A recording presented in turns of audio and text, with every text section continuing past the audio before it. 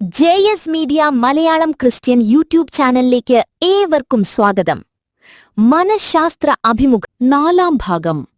Psycho and family തെറാപ്പിസ്റ്റും കൗൺസിലറുമായ ബഹുമാനപ്പെട്ട Pratheesh Joseph അച്ഛനുമായുള്ള മനഃശാസ്ത്ര അഭിമുഖ സംഭാഷണത്തിന്റെ 4-ാം ഭാഗം.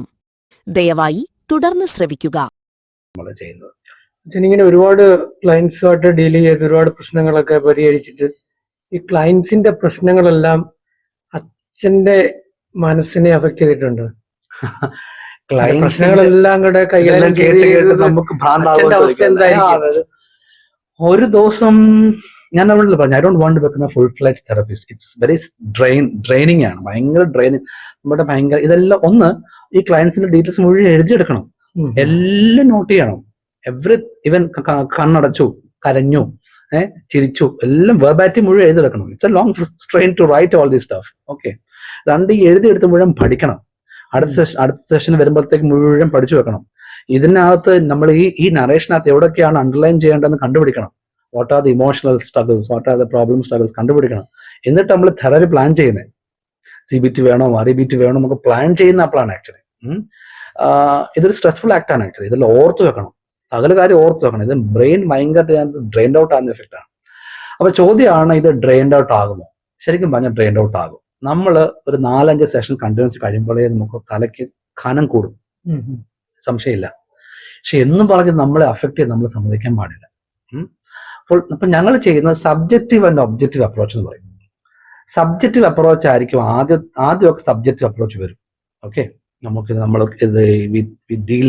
we deal everything with lot of subjectivity എന്ന് വെച്ചാൽ കുറെ പേഴ്സണലൈസ് ചെയ്യും. കുറച്ച് നമ്മൾ പഠിക്കും, ഒബ്ജക്റ്റീവായിട്ട് പഠിക്കും. ഒരു ഡോക്ടർ എങ്ങനെ ഓപ്പറേഷൻ ചെയ്യുന്നത് എങ്ങനെ?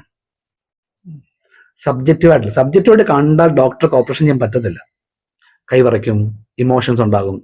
ഡോക്ടർ ഇങ്ങനെ മുറിച്ച് പറിച്ച് ഇങ്ങനെ ചെയ്യുന്നു. അപ്പൊ എന്നാലേ അത് ചെയ്യാൻ പറ്റത്തുള്ളൂ. അപ്പോൾ ഒബ്ജക്റ്റീവായിട്ട് കേസിനെ കണ്ടാലേ നമുക്ക്, ഫോർ എക്സാമ്പിൾ ഒരു ഡോക്ടറുടെ ഭാര്യ ഓപ്പറേറ്റ് ചെയ്യാൻ വഴിയില്ല, അമ്മയെ ഓപ്പറേറ്റ് ചെയ്യാൻ വഴിയില്ല. ബന്ധം അവിടെ ഉണ്ട് അല്ലേ? എന്നാൽ ഡോക്ടർക്ക് ഒരു X or Y ആളിനെ ഓപ്പറേറ്റ് ചെയ്യാം, അങ്ങനത്തെ പ്രയാസമൊന്നുമില്ല. എന്ന് പറഞ്ഞ പോലെ തന്നെ ഇവിടെ നമ്മൾ അഫക്ട് ചെയ്യും. ഒബ്ജക്റ്റീവായിട്ട് ചെയ്യാൻ നമ്മൾ പഠിക്കും. പിന്നെയാണ് നമ്മൾ ചെയ്യുന്നത് ഡോക്ടേഴ്സ് ഒക്കെ ചെയ്യുന്ന പോലെ തന്നെ നമ്മൾ ഇമ്മീഡിയറ്റ് ആളുകൾക്ക് നമ്മൾ ഇടപെടത്തില്ല. Friends, nearby people, it is difficult to manage them. അങ്ങനെ പിന്നെ ഇതിൽ നിന്ന് പുറത്തു വരാൻ ചെയ്യുന്നത് നമ്മൾ we exercise, we go for exercises, we go for outing, we be with family. ഇതൊരു ജോബായിട്ട് ചെയ്യുമ്പോഴുണ്ടല്ലോ, there's nothing personal here. നമ്മൾ ഈ വ്യക്തി എന്റെ ബന്ധുവൊന്നും അല്ലല്ലോ അഫക്ട് ചെയ്യാൻ വേണ്ടി. ഒത്തിരി ഇഷ്യൂസ് ഉണ്ടാകാം, അവർ ഡിസാറ്റിസ്ഫൈഡ് ആകാം, പിണങ്ങി പോകാം, ഒക്കെ ചെയ്യാവില്ല ആക്ച്വലി. പക്ഷെ ഇത് അഫക്ട് ചെയ്യും. അഫക്ട് ചെയ്യാതെ നോക്കേണ്ടത് ഞാനാണ്.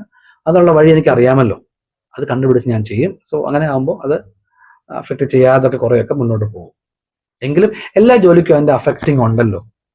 ഒരു ചുമക്കുന്ന ആൾക്ക് നടുവേദന ഉണ്ടാവും, ഒരു അച്ഛൻ എന്ന നിലയിൽ എനിക്ക് സ്ട്രെസ് ഉണ്ടാവും, അല്ലെങ്കിൽ മീഡിയ പേഴ്സൺ എന്ന നിലയിൽ നിങ്ങൾക്ക് നിങ്ങളുടെ മീഡിയയുടെ എന്തെങ്കിലുമൊക്കെ ഉണ്ടാവും, പൊളിറ്റീഷ്യൻ ആണെങ്കിൽ അയാളുടെ ഉണ്ടാവും.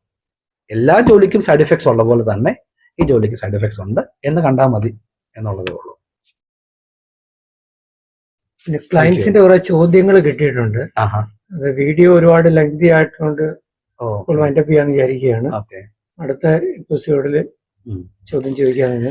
അപ്പൊ ക്ലയൻസിന്റെ നിന്ന് ചോദ്യങ്ങൾ സ്വീകരിക്കുക. നിങ്ങൾ യൂട്യൂബ് കമന്റ് ചെയ്യാൻ പറഞ്ഞാൽ മതി, അല്ലെങ്കിൽ ഈ കമന്റ് ആയിട്ട് ഇടാൻ പറഞ്ഞാൽ മതി. അപ്പൊ അവർ കമന്റ് ഇടും, അല്ലെങ്കിൽ പേഴ്സണലി അയക്കാൻ പറഞ്ഞാൽ മതി. അടുത്ത വീഡിയോയിൽ അപ്പം എന്റെ ഒരു കാഴ്ചപ്പാടില് ഇതൊരു എപ്പിസോഡായിട്ട് പോകുന്നത് കൊണ്ട് ഒരു സെഷനിൽ ഒരെണ്ണം അഡ്രസ് ചെയ്യാതിരിക്കുന്നല്ലേ, എല്ലാം അഡ്രസ് ചെയ്ത് നമുക്ക് പ്രയാസമായിരിക്കും. ഫോർ എക്സാമ്പിൾ ഡ്രഗ് അഡിക്ഷൻ ഒരു ദിവസം family issues, mother in law management, father in law management, അല്ലെങ്കിൽ ഈ പറഞ്ഞ പോലെ സൊസൈറ്റി എങ്ങനെയാണ്, ഇങ്ങനെയൊക്കെയുള്ള പല ഇഷ്യൂസ് ഉണ്ടല്ലോ. ഓരോന്ന് അഡ്രസ് ചെയ്യുന്നതായിരിക്കും നല്ലത് എന്നാണ് എൻ്റെ ഒരു ഷോർട്ട് വീഡിയോസ്. അത് ലോങ് വീഡിയോസ് ആക്കാതെ 10 മിനിറ്റ്സിലൊക്കെ ഒതുക്കുന്ന ഷോർട്ട് വീഡിയോസ് ആക്കുന്നത് നല്ലത്. സോ ഒത്തിരി ഇക്വേഷൻസും കെമിക്കൽസും ഒക്കെ ഉണ്ട്. ഇങ്ങനെയാണ് നമ്മൾ തെറാപ്പി ചെയ്യുന്നത്. Your comments, you can put your comments. താഴെ കമന്റ്സ് ഇടാം, അല്ലെങ്കിൽ സാറിനോട് നേരിട്ട് ചോദിക്കാം. എന്നിട്ട് നമുക്ക് ഓരോന്നായിട്ട് അഡ്രസ് ചെയ്യാം. I believe that this will become a fruitful activity. ആർക്കെങ്കിലും ഗുണപ്പെടട്ടെ, എവിടെങ്കിലുമൊക്കെ ഗുണപ്പെടട്ടെ എന്ന് വിശ്വസിക്കുന്നു. ഈ ഒരു ഫാമിലി തെറാപ്പിയുടെയും സൈക്കോ തെറാപ്പിയുടെയും platform is being open for all now. സാധാരണക്കാർക്ക് ഗുണപ്പെടട്ടെ എന്ന് കരുതി തന്നെയാണ് ചെയ്യുന്നത്. തെറാപ്പിസ്റ്റിനെ കാണാൻ പറ്റാത്തവർക്ക്, പോകാൻ പറ്റാത്തവർക്ക്, അതിനുള്ള സാഹചര്യം ഇല്ലാത്തവർക്ക് ഇത് ഗുണപ്പെടട്ടെ എന്ന് കരുതിയാണ് ഈ ഒരു അറ്റംപ്റ്റ് ചെയ്യുന്നത്. Thank you sir. താങ്കൾ ആദ്യമായിട്ടാണ് ഈ ചാനൽ കാണുന്നതെങ്കിൽ ദയവായി സബ്സ്ക്രൈബ് ചെയ്യുക. സർവശക്തനായ ദൈവം ഏവരെയും സമൃദ്ധമായി അനുഗ്രഹിക്കട്ടെ.